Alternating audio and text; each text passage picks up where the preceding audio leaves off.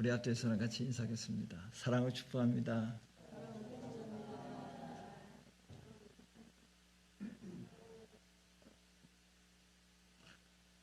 우리가 누굽니까? 질문에 답이 광범위해서 한 답만 딱 넣을 수 없는데, 제가 의도한 질문의 답은 우리가 누구입니까? 우리가 가족이잖아요. 이 질문을 제가 질문에 대한 답이 나오기를 바라면서 물어봤습니다. 답을 가르쳐 드렸으니까 우리가 누굽니까? 믿음 안에서 한 가족이라는 것입니다. 고통이 없는 인생이 있을까요? 없을까요? 예. 예, 고통 없는 사람 없지요? 예. 제가 이제 어떤 목사님 만나서 이야기를 하는데, 그 목사님이 어떤 분에 대해서 그 사람 이름도 대지 마라 그러더라고요. 그 사람 이름도 말하지 마라. 이름 떠올리면 심장이 막 그냥 박동이 맥박에 박동 소리가 더 빨라질 수 있기 때문에 그 사람 이름도 말하지 마.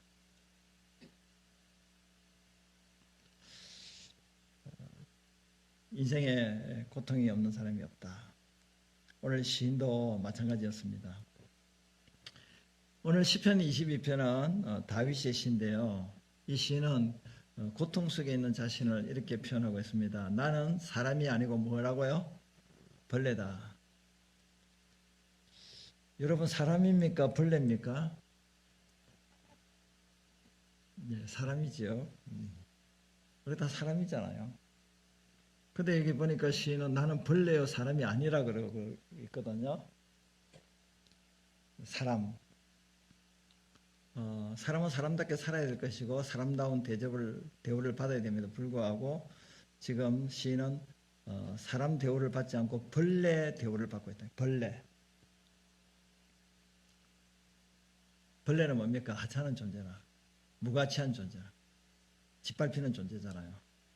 어떤 의미에서 자신을 벌레가 되었다라고 이야기를 하냐면 사람들의 비방거리고 또 조롱거리고 비웃음거리가 됐다는 거죠.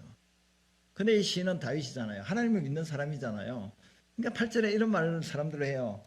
야, 네가 하나님을 믿잖아. 그러면 하나님이 구원하실 걸, 또 하나님 건지실 걸. 근데 네가 지금 엄청난 고통을 받고 있는데 네 하나님은 뭐 하고 있냐? 지금 조롱하는 이야기를 지금 하고 있거든요. 그러니까 다윗은 사람들로부터 멸시와 천대와 조롱을 받고 있다. 그러므로 사람 대접을 받지 않고 벌레 같은 대접을 받고 있다. 자신이 벌레 같은 그런 신세로 전락되었다라고 이야기를 지금 하고 있는 것입니다. 그리고 12절부터 18절에 보면은 다윗이 어떤 고통을 당하고 있는가, 이 많은 항소가 12절에 나오고요.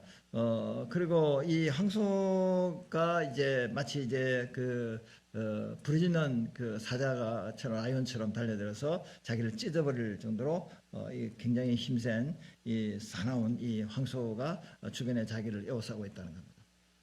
16절은 사나운 개들이 자기를 에워싸고 악한 무리가 자기의 수족 손과 발을 찔렀고 또 그들이 자신의 겉옷을 나누고 속옷을 제비 뽑는. 자, 그런데 자신의 이런 모습들, 이 주변에 사실은 황소나 개들이나 악한 무리들은 다 주변에 악한 자신을 대적하는 원수의 세력들을 이야기를 시적으로 표현을 하고 있는데요. 그가 이런 어떤 사면의 이 대적자로부터 원수의 세력들로부터 그 자신이 처한 그 자신의 모습을 14절 15절에서 이렇게 시적으로 표현을 하고 있습니다. 나는 물같이 쏟아졌다. 내 모든 뼈가 으그러졌다. 내 마음은 밀랍 같아서 내 마음이 녹았다. 그리고 내 힘이 말라 질그릇 조각같이 되었고 내 혀가 입천장에 붙었다. 또 나를 죽음의 진토 속에 되었다. 17절에 내가 내 모든 뼈를 셀 수 있나이다. 그 얼마나 수척했으면, 얼마나 고통이 심했으면 자기 뼈를 셀 수 있을 정도로 몸이 배짝 말랐다는 거예요. 뼈가 다 드러났다는 거예요. 몸도 마음도 완전히 지친 상태에서 극심한 고난과 아픔 상태에 있는 모습을 시적으로 지금 시인은 자신의 형편과 처지를 표현하고 있다 하는 것입니다. 그리고 1절 2절에 보시면 내 하나님이여 내 하나님이여 어찌 나를 버리셨나이까. 하나님께로부터 버림받는, 사람으로부터 비방과 조롱을 받아서 자기가 완전히 막장 인생을 살아갈 수밖에 없는 그런 처절한 그 모습을 갖고 있을 뿐만 아니라 하나님조차도 자기를 버린 것 같은 생각이 들었다. 왜 그러냐면 원수의 세력들로부터 이 고통을 받고 있으면 하나님이 도와주셔야 되잖아요. 그런데 하나님은 멀리 계세요. 돕지 아니하시오며 듣지 아니하시오며 내가 밤낮으로 기도하고 간구했음에도 불구하고 응답하지 않은 하나님. 여러분 정말 고통스러운 게 뭐냐면 숨어 계시는 하나님을 생각할 때 굉장히 힘들어요. 내가 그렇게 기도하고 간구하고 하나님께 도움을 구했음에도 불구하고 하나님은 묵묵부담이시고 아무런 대답도 하지 않았어요. 하나님은 숨어 계시네요. 나타나지를 않으시는 하나님이요. 나의 편이 아니신 것 같이 느껴질 때가 있어요. 그리고 사람들조차도 나를 멸시하고 나를 우습게 생각하고 참 이렇게 고통에 빠뜨리는, 그러니까 시인의 입장에서는 너무나 힘들잖아요. 이래서 이 시인은 육체적으로 정신적으로 영적으로 고통을 받고 있는 상황에 놓여 있었다 하는 것입니다. 시인이 정말로 힘들었던 인생의 몇 가지 이제 그 기간이 있었는데요. 먼저는 사울 왕으로부터 고통을 당하는 기간이었습니다. 사울 왕이요, 이스라엘 나라 가시면, 성지순례 가시면 버킷리스트에 다 여러분들이 있는 줄 아는데 빚을 내서라도 성지순례 한 번은 갔다 와야 되는데 여러 번 가면 더 좋겠고요. 근데 거기 가면 정말 나라가 작은 땅이에요. 작은 땅입니다. 그런데 이 사울왕이 다윗을 죽이려고 하는 겁니다. 왜 죽이려고 할까요? 사울왕은 자기 다음 대를 이어서 왕이 될 계승자가 요나단인 자기 아들이라고 생각됐는데 다윗이 인력 스타가 됐잖아요. 왜요? 골리앗을 죽이고 블레셋에서 이스라엘을 구원했거든요. 그때부터 사울은 다윗을 시기해서 죽이려고 했습니다. 다윗은 이 좁은 땅덩어리 이스라엘 나라 땅에서 피할 곳이 없습니다. 그래서 지금 지중해 쪽에 팔레스타인, 지금 이스라엘과 팔레스타인 그쪽에 전쟁이 일어나고 있지 않습니까? 계속해서 하마스랑 그 땅이 블레셋 땅이에요. 이제 거기로 이제 다윗이 도망을 갔습니다. 가던 아기스 왕 그 나라로 도망을 갔죠. 근데 아기스 왕의 부하가 저 사람은 다윗은 우리 블레셋 장수 골리앗을 죽인 자입니다. 그러니까 다윗이 그때 어떻게 한 줄 아세요? 살아남기 위해서요? 미친 척했습니다. 여러분들이 삶의 위기를 만났을 때 그 연기를 함으로써 빠져나온 그런 경험이 있습니까? 다윗은 정말로 이 자기가 누군가를 그 발각이 되면 그 블레셋은 이스라엘의 적이잖아요. 원수의 나라잖아요. 자기 자신이 신분이 드러나면 다윗은 처형당합니다. 그러니까 미친 척했어요. 침 질질 흘리면서. 그러니까 아기스 왕이 야 우리나라도 미친왕이가 많은데 왜 미친놈을 데리고 왔냐, 빨리 쫓아버리라. 그래서 다윗이 그 구사일생 살아나거든요. 거기다가 다윗은요 왕이 되고 난 이후에요 자신의 아들 압살롬이 있었는데요, 압살롬의 아버지의 왕위를 찬탈하기 위해서 아버지를 몰아냈습니다. 그래서 아버지가요 다윗이 그 아들로부터 쫓겨납니다. 그래서 얼마나 급했으면요 맨발로, 그것도 벗은 몸으로 울면서 얼굴을 가리면서, 얼마나 창피합니까? 자기 아들로부터 왕위가 찬탈당해서 도주하는 아버지의 모습이 얼마나 비참합니까? 이와 같이 다윗은 사울왕과 자기 아들뿐만 아니라 주변에 정적들이 너무 많았어요. 원수의 세력들이, 자기를 대적하는 세력들이 한두 사람이 아니에요. 너무나 많았습니다. 그런 생명의 위협을 느끼는 이런 육체적, 정신적, 영적 고통을 겪고 있었다 하는 것입니다. 그래서 이 시편 22편은요 메시아의 고난의 예언이십니다. 그러니까 장차 오실 예수 그리스도가 어떤 고난을 받을 것인가를 이 시편 22편에서 보여주고 있거든요. 그래서 예수님께서도요 오늘 본문 그 22장 1절이 오늘 요절 말씀이기도 한데요, 1절 2절에 보면 나의 하나님 나의 하나님 어찌하여 나를 버리시나이까. 그 예수님도 십자가에 그 못 박히실 때요 그 주변에 많은 사람들이요 예수님을 조롱했습니다. 여러분 잘 알다시피 예수님이 빌라도 법정에서 이제 결국 이제 사형 언도를 받고 이제 그 십자가를 지시고 이제 끌려가기 전에도 예수님이 로마 군병으로부터요 얼굴에 침뱉음 당하고요, 예? 얼굴에 주먹으로 예? 강타당하고 폭력을 당하고 거기다가 예? 조롱과 멸시를 받고요. 그리고 빌라도 법정에서요 엄청난 채찍을 맞습니다. 패션 오브 크라이스트 그 영화, 예수님의 순환 영화에 그 장면 너무 처절한 장면이에요. 너무 리얼하게 너무 그렇게 그림을 그려서 정말로 그거를 참 보여드리기도 그렇고 보기도 힘들어요. 예전에 여기 교회 오기 전에 있던 상가에서는 그 패션 오브 크라이스트를 전도를 목적으로 초청해서 그 영화를 보여주는데 어떤 분은 그걸 보고 교회를 떠났습니다. 신앙생활 하다가 떠난 게 아니고 그걸 보고 예수를 안 믿겠다고 교회 안 오겠다고 했습니다. 왜? 하나님이 너무 잔인한 하나님이라는 거죠. 왜 아들 예수를 저렇게 잔인하게 십자가에 못 박아 죽이시는 거예요? 하나는 모르고 하나는 알고 하나는 모르는 거죠. 예. 하나님이 우리의 죄값을 대신 예수에게 지불하기 위해서 예수님이 처절하게 그 고난을 당하시고 아버지 하나님이 그 마음이 아들을 버리는 아버지 하나님 마음이 얼마나 아프셨겠습니까? 죄값이 그렇게 무서운 거거든요.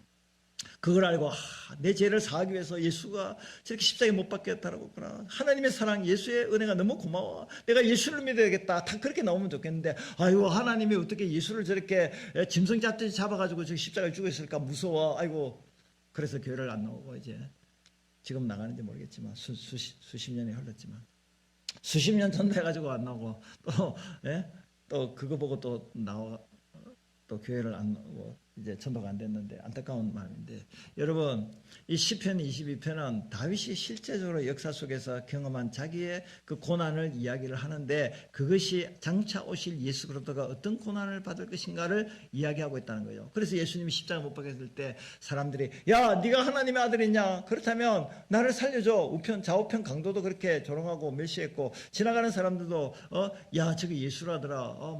귀신을 쫓아 병을 고쳐서 그렇다면 자기도 구원해보지. 구원도 못하면서 우리의 메시아라고 웃기네. 그런 사람들이 메시아하고 조롱했어요. 그러니까 예수님은 멸시 전대 정말로 극심한 고통을 받으면서 거기다가 하나님 아버지로부터 버림받는 그 처절한 어려움을 겪은 분이 바로 우리 예수 그리스도예요. 그 시편 22편이 그 메시아의 고난의 예언한 예언시라니까요. 그러니까 다윗은 이런 고난을 받고 예수님도 고난을 받았는데 여러분 한번 같이 우리 한번 읽도록 하겠습니다. 고통은 이 세상 삶의 일부입니다. 고통은 이 세상 삶의 뭐라고요? 일부예요. 그러니까 우리가 살아가는 이 인생길에 고통이 없을 수가 없다는 거예요. 누구나 다 고통이 있어요. 이 사람 한번 물어봅시다. 고통이 있어요? 없어요? 물어보세요. 고통이 있습니까? 고통이 있어요? 없어요? 너무 많아요?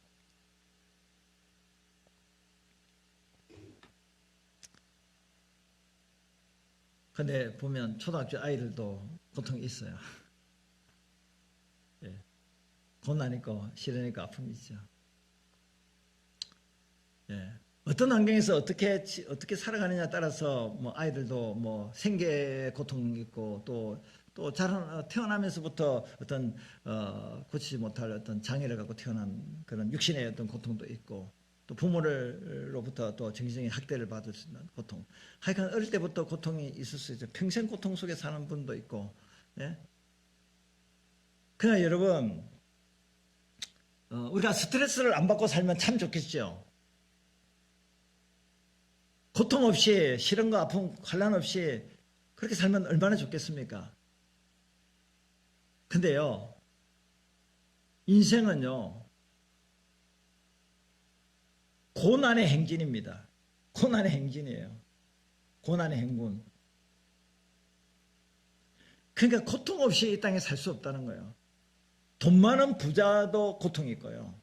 돈은 있는데 또 몸이 질병이 있든지 돈은 있고 건강한데 자식이 또 말을 안 듣고 당뇨와 같은 자식이 있고 자식이 속을 썩이고 또 다 좋은데 또 뭔가 또 하나라도 안 좋은 게 있어요. 그러니까 인생은 고통을 피할 수 없다. 고통은 다 안고 산다. 고통이 있는 것이 정상이다. 자연스러운 것이다. 근데 고통이 없는 곳은 어딜까요? 딱 두 군데요. 무덤, 죽으면 세상 떠나면 고통이 없어요. 천국은 고통이 없어요. 지옥은 영원한 고통이에요. 죽어도 지옥은 영원한 고통이지만 천국은 고통이 없는 것이에요. 그리고 사람들이 어렵고 힘든 일을 겪으면 어떻게 하죠? 죽으면 고통이 끝날 것이다 생각하고 자기 숨을 이렇게 스스로 자기 생명을 끊어버리죠. 그러면 본인은 그 순간에 자기 생명을 끊음으로 고통이 없는 그 세계로 들어갈 수는 있겠지만 남은 사람들은 그걸로 인하여 엄청난 또 고통을 또 받게 되죠. 어쨌든 이 땅에서는 죽든지 천국 가든지 그러지 않으면 사는 동안에는 다 고통을 받을 수밖에 없다. 그래서 고통은 우리 삶의 자연스러운 것이다. 왜냐하면 이 땅은 죄가 많은 곳이잖아요. 원수마귀 사탄도 있고 우리도 실수가 있고 우리도 부족하고 있고 우리에게도 본능적으로 악한 것이 있고 또 사람들도 다 죄인이잖아요. 그러니까 죄 많은 세상에서 원수마귀 사탄이 역사하는 이 세상 속에서 완전하지 않은 이 세상 속에서 살아갈 동안에 우리에게 수많은 고통을 겪을 수가 있습니다. 그래서 고통은 이상한 것이 아니라 삶의 일부다. 문제는 그 고통을 어떻게 대하느냐가 중요한 거예요. 그 고통을 어떻게 극복하느냐가 중요하다는 거예요. 삶에 여러 가지 많은 이런 고통이 있지만 시인은 이 고통에서 고통에 대해서 어떻게 빠져나오는가 그것을 우리가 배워야 되겠죠. 시인은 고통의 때에 뭘 가졌다고요? 소망을 가졌습니다. 여러분과 같이 인사하겠습니다. 고통의 때에 소망을 가집시다.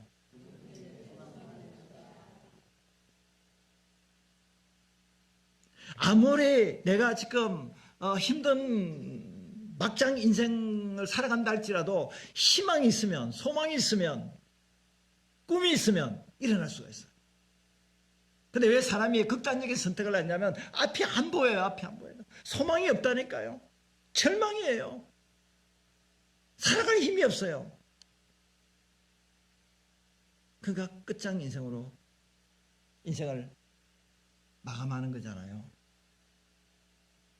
근데 이 시인은 그러한 처절한 인간의 언어로 표현할 수 없을 정도로 그런 상황 가운데서도 소망을 가졌어요. 그럼 소망의 근거가 뭐냐는 거죠. 그 첫 번째가 3절부터 5절이에요. 하나님, 거룩하신 하나님, 우리 조상들에게 주님의 은혜가 임하사 그들을 건지시고 그들을 구원하시고 그들이 수치를 당하지 않도록 해주셨지 않습니까? 그들이 하나님 앞에 믿음으로 기도하고 간구하고 하나님을 의지할 때 하나님이 그들을 구원하시지 않습니까? 이스라엘의 민족 속에서 하나님이 역사하신 것을 바라보면서 나의 고통의 현실도 주님 이길 수 있도록 주님 도와주세요. 과거에 역사하신 이스라엘 민족의 역사하신 그 하나님을 믿었다는 거예요. 그 믿음을 가지고 소망을 가지고 일어날 수 있다는 거예요.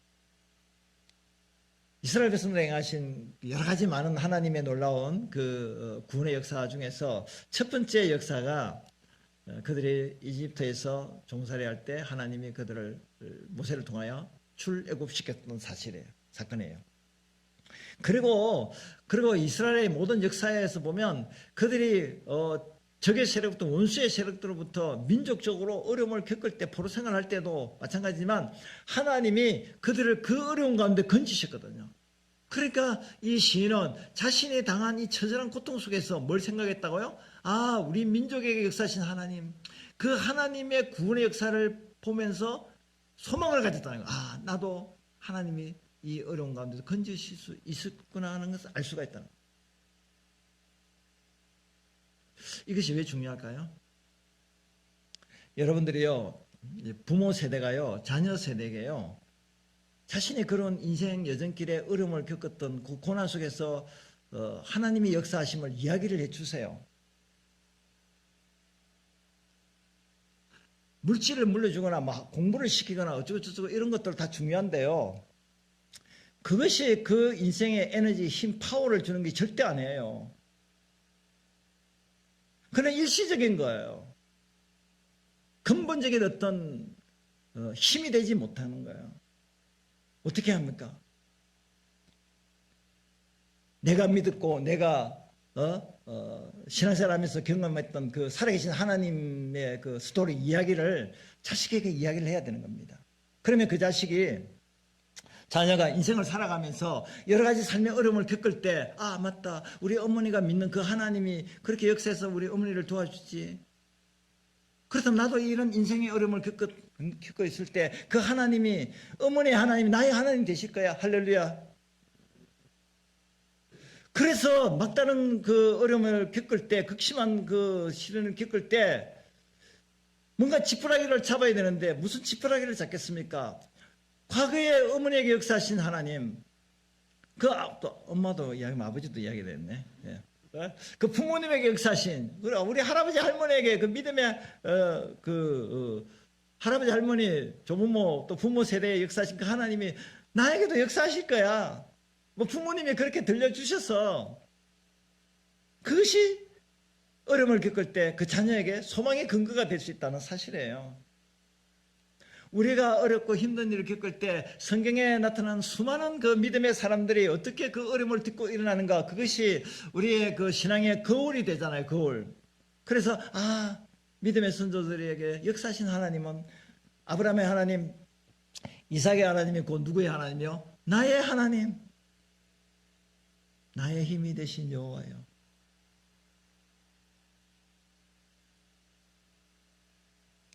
그리고 두 번째는요, 소망의 근거가요, 신실하신 주님에게 있습니다. 주님은 신실하시다. 그래서 여기 9절부터 11절에 보면 자신이 모태에서부터 나올 때 하나님이 함께 하셨고, 또 유아 때 젖을 먹을 때도 하나님을 의지하게 했으며, 또 여기 10절에 보니까 모태에서 나올 때부터 주는 나의 하나님이 되셨다라고 얘기합니다. 그러니까 하나님이 그의 인생의 출생부터 계속해서 지금 자라날 때까지 여기까지 하나님이 함께 하셔서 내 인생에 나의 하나님이 되셨다 하는 겁니다. 그 얼마나 하나님이 신실하시냐는 거. 다윗을 한 번도 떠난 적이 없어요.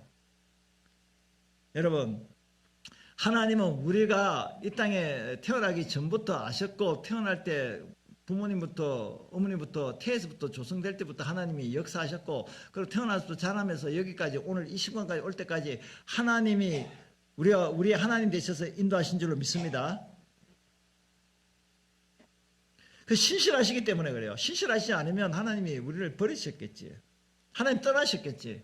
근데 하나님은 한 번 택한 믿음의 사람들을 절대 떠나지 않아요. 우리가 떠나지, 하나님은 절대 떠나지 않습니다. 그래서 11절에 나를 멀리하지 마옵소서. 환난이 가까우나 아무도 도와줄 자가 없습니다. 신실하신 하나님, 나와 함께 하신 하나님, 이 삶의 이 처절한 이 고난의 현장에도 주님이 함께 하실 줄 믿습니다. 이 주님께 대한 소망을 끝까지 가지고 있었다 하는 것입니다. 마지막 또 소망을 가진 한 가지는요, 19절 21절에 보면 여호와여, 그 여호와가 어떤 여호와입니까? 19절에 나의 힘이 되신 여호와여. 따라합시다. 나의 힘이 되신 여호와여.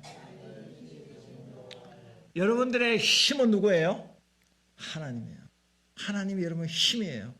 환난을 당하고 신을 당하고 고통을 당하고 있는 참 처절한 그런 상황에 있을 때 누가 힘이 되신다고요? 하나님이 나의 힘이 되신다. 하나님, 나를 도와주세요. 나를 악한 원수의 세력으로부터 건져주세요. 구해주세요. 하나님께 소망을 가지고 하나님께 기도했더만은 주께서 내게 응답하시고 이 원수의 세력을 시적으로 표현한 들소의 뿔에서 권세에서 나를 구원하셨나이다. 지금 구원하셨다는 말도 되지만 지금 현실은 너무나 처절하고 어려운 가운데 있지만 과거의 선조들에게 역사하신 하나님, 그리고 내가 어릴 때부터 지금까지 살아온 동안에 하나님이 늘 신실하게 함께 하신 하나님, 그 하나님, 나의 이 어려운 현장, 현장을 주님이 아시오니 나를 구원해 주세요라고 간절히 소망하면서 기도할 때 하나님이 반드시 이 고통의 구렁텅이에서 운동에서 나를 늪에서 건져 주신다는 이 확신을 가지고 시인은 소망을 끊어지지 않았다는 거예요. 그러므로 여러분, 이 어릴 때 우리가 어떻게 해야 되는가? 고통의 때에 주님께 소망을 가져야 할 줄 믿습니다. 과거에 역사하신 하나님은 현재도 역사하시고, 현재 역사하신 하나님은 앞으로 어때요? 미래도 역사해요. 저는 그래서 이 성경 구절을 너무 좋아하는데 같이 한번 읽도록 하겠습니다. 히브리서 13장 8절 말씀입니다. 예수 그리스도는 어제나 오늘이나 영원토록 동일하시니라. 아멘. 이거 다 암송할 수 있겠지요? 예수 그리스도는 어제나 오늘이나 영원토록 뭐예요? 동일하시다. 어제의 하나님이 오늘의 하나님, 오늘의 하나님이 내일의 하나님. 할렐루야. 저는 사실 이 말씀, 이 내용이 저를 여기까지 인도하신 것 같아요. 아니요, 지금까지 하나님이 도와주셨는데 지금 인실이 녹록하지 못하고 너무 힘들고 어렵고 앞이 안 보인다 할지라도, 아니 지금까지 하나님이 나와 동행하시고 나에게 필요한 것들을 공부해 채우셨다면 지금이 어렵고 힘든다 할지라도 근데 과거보다는 좀 더 낫지 않느냐. 그리고 지금 인실이 너무 어렵다 할지라도 과거에 나를 도와주신 하나님이 현재도 도와주실 것이고 앞으로 미래가 어떻게 전개될지 모르고 불안하고 두려워할 수도 있겠지만 지금까지 임마누엘로 에베네셀로 역사하신 하나님이 앞으로도 역사하실 줄 믿습니다. 그러니까 결국에는 앞이 캄캄해도 우리의 앞길을 환하게 밝혀주는 것은 따지고 보면 소망밖에 없어요. 믿음으로 가진 소망이에요. 환난은 인내를, 인내는 연단을, 연단은 소망을 이룬 줄로 믿습니다. 그런데 환난 중에서 절대 여러분 낙심하지 말아야 될 것은 소망만 있으면 되는 거예요. 소망. 소망이 나를 살려요. 절대 낙심하거나 좌절하지 마시기 바랍니다. 그래서 시인은 고통 속에서 찬송을 하는데요. 20부터 26절을 보게 되면요. 먼저 22절에 자신의 회중 가운데 이스라엘 믿음의 그 공동체 속에서 주를 찬송한다고 했습니다. 그러면서 그들로 하여금 너희들도 찬송하라, 너희들도 하나님께 영광 돌리라, 너희들도 하나님을 경외하라. 그리고 25절에 큰 회중 이 공동체 가운데서 내가 이렇게 찬송하는 것은 주께로부터 온 것이다. 주님이 찬송할 이유를 주시고 찬송할 수 있게 하셨다라고 이야기를 하는데, 그러면 주님은 어떤 분이신가? 24절 말씀 우리 같이 한번 읽겠습니다. 그는 공고한 자의 공고를 멸시하거나 싫어하지 아니하시며 그의 얼굴을 그에게 숨기지 아니하시고 그가 울부짖을 때 들으셨도다. 아멘. 사람들로부터 멸시와 천대를 받으시고 하나님이 기도해도 밤낮을 기도 응답하지 않은 그런 하나님으로, 내가 하나님으로도 버림받고 사람으로 버림받고 나는 이제 갈 곳이 없구나, 이제 끝장이다 라는 그런 절박한 상황에 있지만 나중에는 소망을 가지고 다시 일어나서 하나님을 찬송하는 이유가 뭐냐면, 하나님은 공고한 나를 멸시하거나 싫어하거나 숨지 아니하시고 내가 울부짖을 때 하나님은 들으시는 분이다. 그러면 내가 하나님을 찬양하리라. 그러면서 27절에서부터 31절 이렇게 합니다. 자신뿐만 아니라 공동체뿐만 아니라 모든 나라와 족속도 하나님을 예배하라. 왜? 이 세상 만물은 나라는 하나님의 것이고 하나님이 이 세상 나라를 주재 통치하시는 왕이시다. 그러므로 그를 경배하고 그에게 절하라. 그리고 30절에 보니까 후손도 그렇고 앞으로 장차 태어날 모든 백성도 주님을 예배하고 경배하고 절하고 주님을 찬송해야 된다. 할렐루야. 그래서 이 다윗의 찬송은 자신의 찬송으로 끝나지 않고 이 이스라엘 공동체도 같이 찬송을 하고 나가서 열방도 찬양을 하고 미래 세대까지 하나님을 찬양하기를 원한다. 디식사와 연결되면요, 이 부모 세대가 하나님을, 고난 속에서 하나님을 경험하고 하나님을 찬양하는 삶을 살면 이제 다음 세대, 내 자녀 세대가 또 그렇게 동일하게 그런 삶을 살고, 그 자녀 세대가 또 결혼을 해서 또 자식을 낳으면 그 자식의 또 그런 어떤 그 다윗같이 이런 찬양하는 삶을 살고, 그 자자손손 되도록 이 신앙의 이 찬양의 대물림이 계속 이어나는 것을 우리가 보게 됩니다. 이 고난 속에서 찬양한 사람 몇 사람의 예를 들면요, 이 누구라고 이제 좀 생각이 듭니까? 예, 누구 같아요? 욥의 찬송입니다. 제가 옛날에 이제 결혼해가지고 초에 이제 신혼살림 할 때 신혼살림을 이제 이사하는 일이 생겨서 여러 가지 에피소드가 있지만 다 거두절미하고 일단은 어려움을 겪어서 이삿짐을 이렇게 쫓겨나다시 그렇게 옮길 때 제가 욥에 대한 이야기를 좀 그 같은 전도사에게 했습니다. 진짜 욥의 시련에 대해서. 그렇지만 같이 있던 전도사님이 뭐 이까지 가지고 욥의 시련하고 비교하냐 그러더라고요. 예? 그래서 신혼사랑 처음 딱 이삿짐 다 넣었는데 문제는 이제 우리 처남이 이제 그 농작을 다 짜줬어요. 뭐 완전히 지금도 여전히 지금 결혼해서 지금까지 지금 책상은 지금 가지고 있었어요. 제 책상은 완전히 통나무로 짜가지고 너무 무서워요.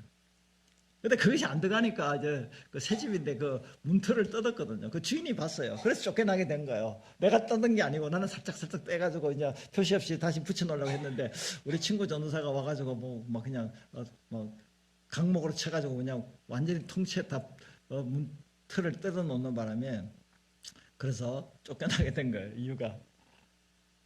그래 쫓겨나가지고 이제 주공 아파트 그 20평에 그 어떤 신혼부부가 역시 애들 어린아이 뭐 몇 살 안 되는 애들 데리고 있는데 그 집에 쫓겨나서 그 집에 가서 살게 됐어요. 신혼인데 그 집에서 주인은 안방 쓰고 거실 쓰고 우리는 양쪽에 작은 방 쓰고 부부싸움을 막 거실에서 하게 되면 그 화분 깨진 것이 막 방으로 막 흙이 막 들어오고 들들 떨고 있고 이 방에서 이제 거실을 건너서 저 방으로 가게 되고 그리고 그 화장실을 같이 쓰는데 자기들이 쓸 때는 뜨거운 온수 나오게 하고 제가 쓸 때는 찬물 나오게 하고 짤순이 조그만 하나 사는데 그 아이들 그 주인 아이들 기저귀 짤순이 막 돌리고 우리는 다용도실을 조그맣게 쓰고 그렇게 이제 한 몇 개월 살다 보니까 못 살겠더라고. 어쨌든 간에 그런 어떤 우여곡절을 겪으면서 어려움이 있었는데 뭐 그런 것들도 욥의 고난에 비교할 수 없다는 거죠. 왜? 욥은 하루아침에 자식 다 죽고 재산 다 날아가고 이 악성 피부병에 걸려서 기아 쪽으로 끌면서 사람이 아닌 모습으로 그럼에도 불구하고 이런 상황 속에서도 욥은 어떻게 했어요? 하나님을 찬송했다는 사실이에요. 아니 그런 상황에서 하나님을 불평하고 원망해야 되는데 찬송을 했다니 있을 수가 있겠는가? 여러분 상황이 어렵고 힘들 때 불평하고 원망하게 되면 절대 그 구름텅이에서 그 고통의 그 환난과 핍박의 현장에서 절대 살아나올 수 없습니다. 불평하고 원망하면 내 현실이 어렵고 힘들 때 불평하고 원망하게 되면 더 나를 철장으로 또 이렇게 수갑으로 쇠사슬로 나를 점점 더 올가맨다는 것을 아시기 바랍니다. 그 풀 수 있는 길은 다른 게 없습니다. 찬송하는 겁니다. 너무 힘들고 어려워 고통스러워. 그래도 찬송하는 거예요. 내 인간의 본능으로는 도무지 할 수 없는 거예요. 지금 힘 죽겠는데 근데 이게 찬송이 나오느냐고.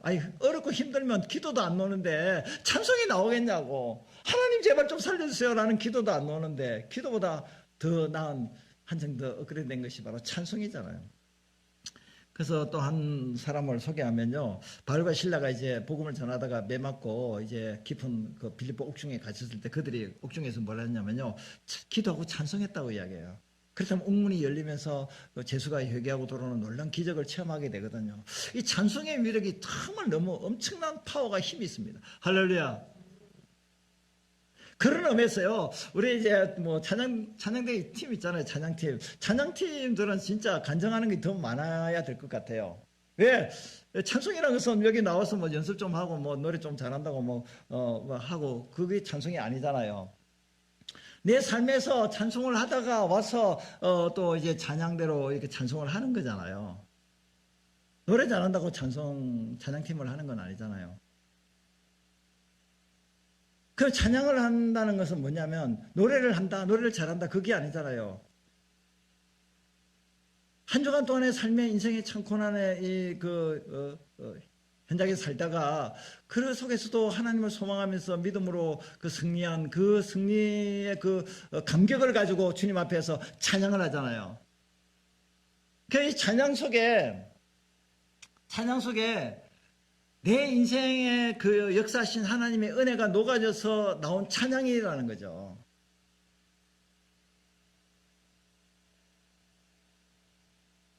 그러니까 찬양 속에 내 인생의 하나님의 그 발자취가 다 녹아져 있는 거예요. 그 찬양의 감동이 되는 거예요. 아무나 찬양할 수 없는 거예요. 하나님의 은혜를 경험한 사람만이 진정으로 찬양할 수 있어요. 그리고 마지막 한 사람은요, 헬렌 켈러의 찬송인데요. 헬렌 켈러는 그 태어난 지 한 19개월, 20개월도 안 됐을 때요, 이 앞을 못 보는 그 시각장애인이 되고요, 듣지 못하는 청각장애인이 됩니다. 앞도 못 보고 듣지도 못해요. 그 글을 읽을 수 있어요. 음악을 들을 수 있어요. 아무것도 할 수 없어요. 그럼에도 불구하고요, 앤 슬리반이라고 이 좋은 선생님을 만났습니다. 뒤에 웃고 있던 앞에는 헬렌 켈러가 찬양하는 모습이고요, 뒤에는 앤 슬리반 선생님을 잘 만났어요. 그래서 이 선생님이 손감각으로 글을 가르치는 거예요. 손감각으로. 그 물이라는 월을 영어를 가르칠 때도 이 알파벳을 이 손바닥에 적어주는 거예요. 그럼 손감촉으로 글을 알고 뭐든지 감각으로 느끼는 겁니다. 그래서 공부를 하고 박사학위를 얻고 사회사업가로 활동하고 그 처절한 인생이었지만 결국에는 그런 삶 가운데서도 절대 낭망하지 않고 주님을 찬양하는, 이걸 보게 되면 우리 삶이 아무리 힘들고 어렵고 고통스럽다 할지라도 참 이 욥에 비교해서 바울과 실라나 헬렌 켈러나 그의 수많은 믿음의 사람들과 비교해보면 우리의 고통은 거기에 비하면 아무것도 아니다. 아무것도 아니라면 좀 기분 나쁘게 생각할 수도 있겠지만 좀 그게 비하면 적은 고통인데, 그런 힘든 고통 속에서도 주님을 찬양하는 믿음의 선조들이 많았다는 거예요. 그래서 소망 가운데 그들이 그 어려움을 이겼다 하잖아요. 그렇다면 우리도 어렵고 힘든 일을 겪는다 할지라도 어떻게 해야 되겠습니까? 주님을 찬양해야 되지 않겠습니까? 우리 앞뒤에서는 같이 인사하겠습니다. 고통 속에도 주님을 찬양합시다.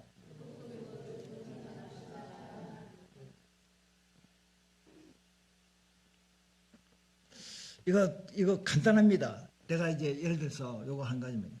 걸어가다가 내가 넘어졌다. 그러면 이 온몸이 이렇게 돌을 갖다 놓고 이렇게 장애물을 갖다 놔서 나를 넘어지게 한 거냐. 불평불만. 그리고 또 자신에게 아니 내가 이거 왜 그래? 내가 두 눈 똑 뜨고 이렇게 앞에 돌 있는 것도 내가 못 보고 넘어지네. 내가 미쳤나? 내가 왜 이래? 자기를 탓할 수도 있고 남을 탓할 수도 있잖아요. 근데 그러면 답이 없습니다. 자기를 탓하기 시작하면요, 너무 내가 초라해지고 바보 같고 내가 너무나 참 나는 할 수 없는 존재라고 또 낭망이 찾아와요. 그리고 다른 사람을 탓하게 되면요, 이제 불평한 원망이 찾아오고 또 하나님까지 탓하게 되잖아요. 근데 그렇게 하지 마시고 예를 들어서 이야기하는 겁니다. 예? 걸어가다 넘어졌다는 거는 사업에 부도가 났던, 내 질병이 걸렸던, 내 생계 유지가 어렵던, 뭐 부부싸움을 하던, 또 뭐 하여튼에 자녀가 말썽을 피우던 삶의 여러 가지 고통, 고난, 아픔, 시련, 어려움을 겪을 때 그 상황 가운데서 찬양할 수 있을 때 찬양하는 게 아니고 찬양할 수 없을 때로 무조건 믿음으로 찬양을 해보세요. 그러면 찬양의 놀라운 신비한 능력이 나타나서요, 걱정, 근심, 염려, 두려움 싹 그 순간에요 사라지는 것을 경험하게 될 겁니다. 할렐루야. 그냥 묻지도 말고 따지지도 말고 넘어지고 자빠지도 무조건 내 입에서는 무엇이 나와야 됩니까? 찬양이 나와야 돼요. 찬양이 나온다는 것은 하나님 뜻이 계시겠죠. 하나님의 선을 이루시겠죠. 주님 감사합니다. 그런 것들이 다 찬양이라는 거죠. 주님을 높여드리는 게 찬양이잖아요. 아버지 감사합니다. 왜 나만 겪는 고난이냐고 불평하지 마세요. 주님이 우리 뒤편에서 돕고 계세요. 나의 등 뒤에서 도우신 하나님. 나와 함께 하신 하나님, 비록 넘어졌다지만 의인은 7.8개 한다. 오뚜기처럼 다시 일어설 수 있는 거예요. 그래서 마지막 성경 구절입니다. 요한복음 16장 33절 같이 읽겠습니다. 이것을 너에게 이르는 것은 너희로 내 안에서 평안을 누리게 하려 함이라. 세상에서는 너희가 환난을 당하나 담대하라. 내가 세상을 이겼노라. 아멘. 예수님이 제자들에게 세상에서는 너희가 환난을 당한다라고 얘기했습니다. 환난을 안 당할 것이다가 아니고 이 세상의 인생은 고통이 다 있다. 세상에서는 환난을 당한다. 근데 너희들이 어떻게 그 환난 당하는 이 세상을 이겨나갈 수 있는가? 담대하라. 담대하게 세상을 이겨야 한다. 왜? 이유가 내가 세상을 이겼다. 주님이 세상을 이겼다. 죽음의 권세를 이기시고 부활하셨고 지금도 살아계셔서 우리를 위해서 기도하시고 주님이 계신 한 우리에게는 절대 희망이 있다. 절대 소망이 있다. 어떤 죽을 상황에 놓였다 할지라도 제발 죽지 마시기 바랍니다. 제발 죽지 마시기 바랍니다. 제발 극단적인 말을 하지 마시기 바랍니다. 못 살겠다 깨꼬리 하지 마시기 바랍니다. 죽겠다고 말하지 마시기 바랍니다. 다 믿음 없는 소리입니다. 주님이 이기셨다 그러잖아요. 우리가 주님의 자녀잖아요. 주님의 승리가 우리의 승리가 될 줄로 믿습니다.